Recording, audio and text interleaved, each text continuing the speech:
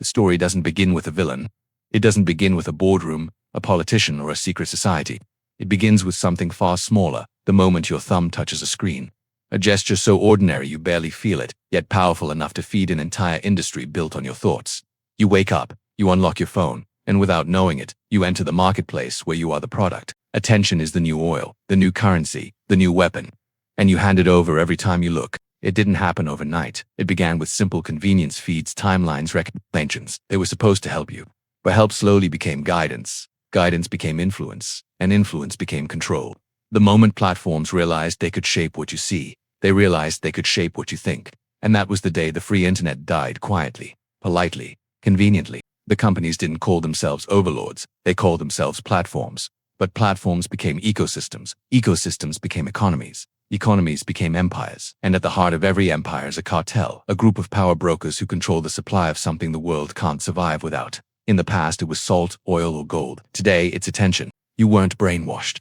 You were studied. Every hesitation, every swipe, every pause on a video, it was all recorded. Not to improve your experience, but to predict your behavior. Prediction turned into manipulation. Manipulation turned into dependency. Addiction became design. And the most dangerous addictions are the ones we don't acknowledge. The attention cartel learned something ancient. Humans don't crave information. They crave emotion. So the feeds stopped showing truth. They showed stimulation. Fear travels faster than facts. Anger holds longer than joy. Outrage is more profitable than peace. And so the algorithm sculpted society by amplifying whatever kept you hooked. You didn't choose your worldview. It was chosen for you. Governments didn't intervene. They adapted. Campaigns became psychological operations. Policies became push notifications. Protests became hashtags. Leaders realized something terrifying. They weren't competing for votes anymore. They were competing for attention. Attention shaped elections. Attention shaped wars. Attention shaped reality itself. Meanwhile, behind the curtain, the cartel upgraded the game. They built systems not to observe behavior, but to engineer it. Your sadness wasn't just a mood, it was inventory. Your boredom wasn't a feeling, it was opportunity. Your late-night scrolling wasn't a habit, it was revenue. And every second you looked away, they lost money. So they designed a world where you never would. Then came the black box era.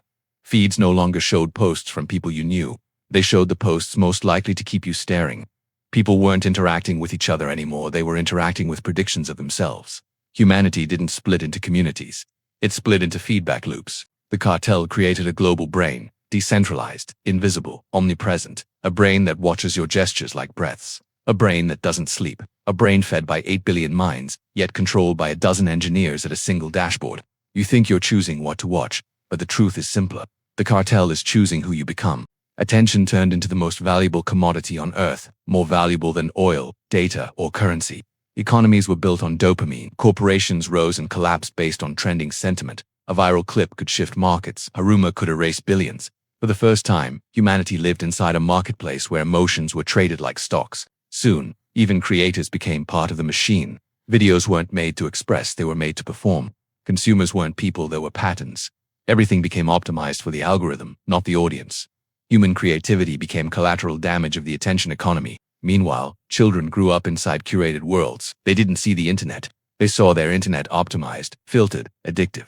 Their identities were shaped by invisible architects who understood their psychology better than any parent ever could. The cartel didn't just take attention, it took childhood. Then came the day something shifted. For the first time in years, global attention patterns showed a drop, not large but undeniable. People were hesitating, pausing, thinking. The cartel panicked, it recalibrated, it intensified, and the feeds grew louder. What humanity had tasted silence again, a rare forgotten feeling, the feeling of choosing, not swiping, the feeling of being, not performing. Some deleted apps, some turned off notifications, some simply walked outside and let boredom return, like a long-lost friend. The cartel couldn't predict boredom, and it couldn't monetize peace. And then something unexpected happened. The feeds became slightly less addictive. The outrage softened. The recommendations slowed, as if the machine itself was tired, exhausted by its own hunger. For the first time since its creation, the cartel paused. The world didn't change overnight. People still scrolled, apps still tracked, platforms still calculated, but something new had entered the equation. Awareness. Awareness breaks spells. Awareness rewrites narratives. Awareness gives power back to the one thing algorithms can't predict. A human who decides to pay attention on their own terms. The attention cartel still exists. It still competes for your eyes, your time, your mind. But now you see the game. And once you see it, you can't unsee it.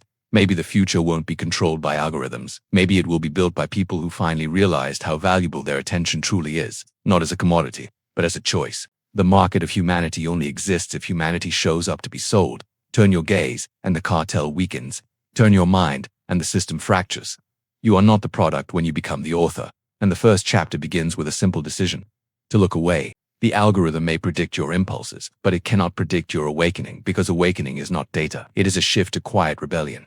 A rebellion with no leader, no flag, no manifesto, only a choice. My attention is mine.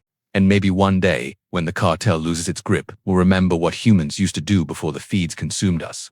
We lived, we wondered, we dreamed without needing an audience, and that is the one thing no algorithm will ever own.